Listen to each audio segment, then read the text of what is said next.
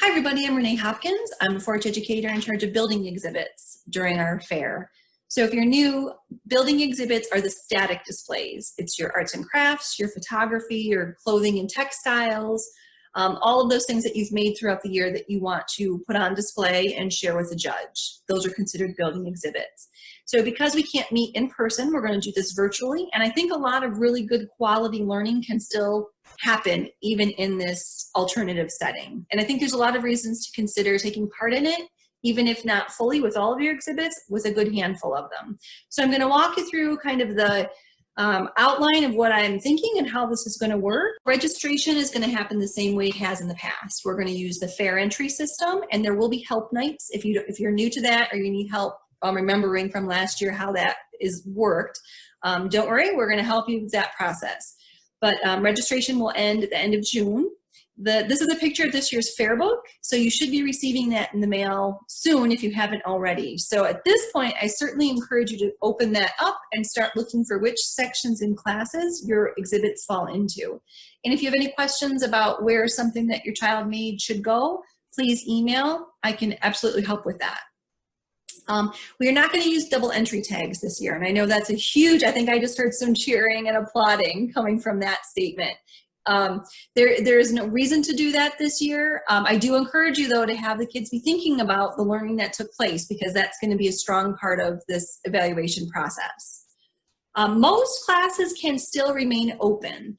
The exceptions are going to be the food contest. So there won't be a barbecue contest or produced in New York or an egg prep contest at this time. We're thinking we may be able to incorporate in the get together that we hope to have later in the summer. But for now, we're not going to entertain any food contests.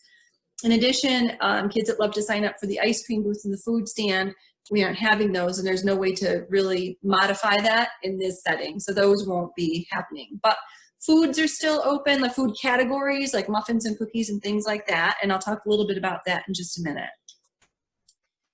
Teen evaluators that would normally help the judges during fair week, judging day, actually, I would love to have you in charge of doing the evaluations with Clover Buds. And there will be training provided for that. So if the idea of talking to Clover Buds about all the cool stuff that they made appeals to you, sign up to be a teen evaluator, because we can definitely use you for that. In the past, we have an activity leader in the building doing activities with youth who come in.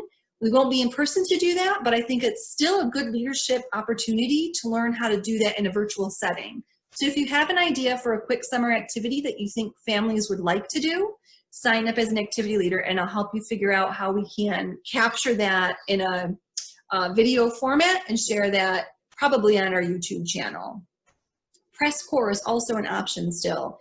I think this summer more than any other, we have some really interesting things that can be written about. So if the idea of being a journalist and investigating, asking questions about how things are happening and writing up articles to go along with that appeals to you, sign up to be a media corps.